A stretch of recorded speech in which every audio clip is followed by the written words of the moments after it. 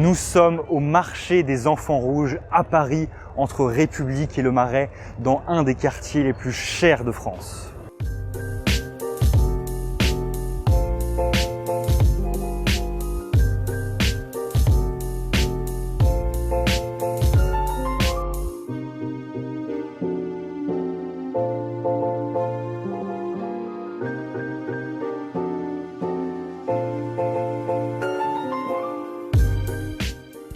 Nous sommes dans le Haut-Marais, dans un bel appartement de 63 mètres carrés en duplex. Alors ici, on a la pièce principale, qui peut être dans sa configuration actuelle une pièce de vie avec un salon. Mais ça, comme on a dit, c'est dans sa disposition actuelle. Parce qu'on peut imaginer d'inventer cette pièce un peu différemment. On en reparlera tout à l'heure.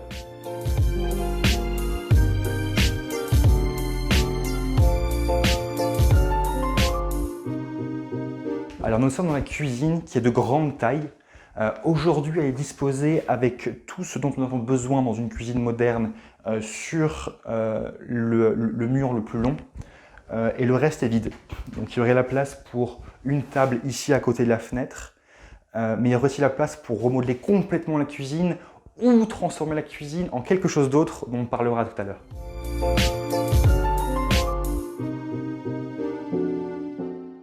Alors nous sommes maintenant à l'étage, mais avant de continuer la visite, si vous aimez nos vidéos et que vous voulez qu'on continue ces séries, vous pouvez partager la vidéo, la commenter, l'aimer et surtout vous abonner et activer la petite cloche. Ça justifie vraiment notre travail. Alors merci beaucoup et merci pour tous les commentaires qu'on a eu sur les vidéos précédentes.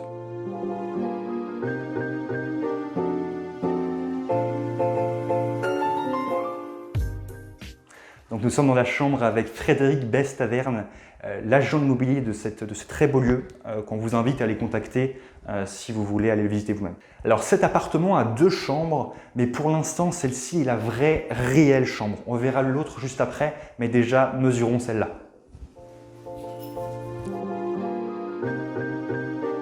Ok, donc on est à peu près à 2,80 mètres en largeur et 4,35 m en longueur. Nous sommes au 2 premiers étages d'un hôtel particulier construit en 1600 qui implique 2 choses. Qui implique qu'on est dans un très beau et très vieux bâtiment qui n'est pas haussmannien. Le Marais est un des rares endroits de Paris qui a été épargné par le baron Haussmann et qui a encore des airs du vieux Paris. Alors ici, on donne sur une cour intérieure. Des 2 côtés de cet appartement, on donne sur des cours très calmes. La seule chose qu'on pourrait reprocher à ces fenêtres, c'est qu'il y a un léger vis-à-vis, mais qui est plus léger qu'il peut paraître à la caméra. On est grosso modo très au calme. Allez, on va voir la deuxième chambre. Donc nous sommes ici dans la deuxième chambre de cet appartement. Pour l'instant, cette chambre n'est séparée du reste de l'appartement que par un rideau. Hop. Ce qui fonctionne très bien pour une chambre d'amis ou pour un bureau, mais on peut imaginer de construire un petit mur des 2 côtés pour bien l'isoler du reste de la maison si c'est une chambre qui a pour volonté d'être une chambre permanente pour quelqu'un. Alors, il n'y a pas de fenêtre sur l'arrière de la chambre. Il y a un grand placard, très utile, mais pas de fenêtre. Pour la fenêtre, il faut regarder de l'autre côté de la pièce.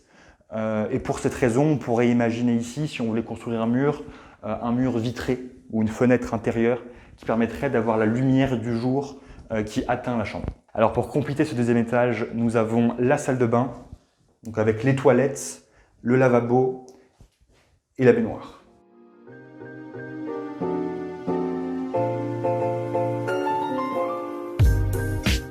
Ok, alors on a vu maintenant toutes les pièces dans leur configuration actuelle, mais on peut imaginer quelques petites astuces pour maximiser la valeur locative de cet appartement. Alors l'agent immobilier nous a dit que cet appartement a été loué à 2 100 € par mois pendant une vingtaine d'années.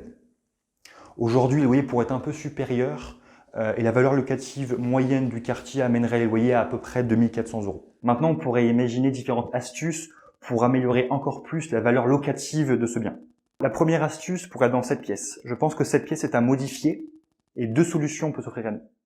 La première, si vous souhaitez une deuxième vraie chambre pour peut-être vivre ici en famille, ça serait, comme on a parlé tout à l'heure, de fermer réellement cette pièce. Ça serait la modification la plus simple pour cet appartement qui améliorerait la valeur locative. La deuxième astuce, qui peut être encore plus efficace, de surcroît si vous êtes de profession libérale ou si vous avez besoin d'un cabinet, ça serait de transformer le salon en cabinet, de vivre à l'étage dans la vraie chambre et de transformer cette deuxième pièce en cuisine-salon. L'avantage, c'est que nous avons la salle de bain juste à côté, ce qui faciliterait les branchements hauts pour toute la cuisine ici.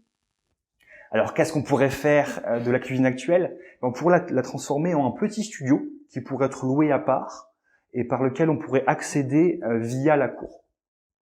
Eh ben, merci beaucoup, la visite est maintenant terminée et dites-nous dans les commentaires si vous préférez des vidéos de ce type ou des vidéos explications comme celle de la semaine dernière.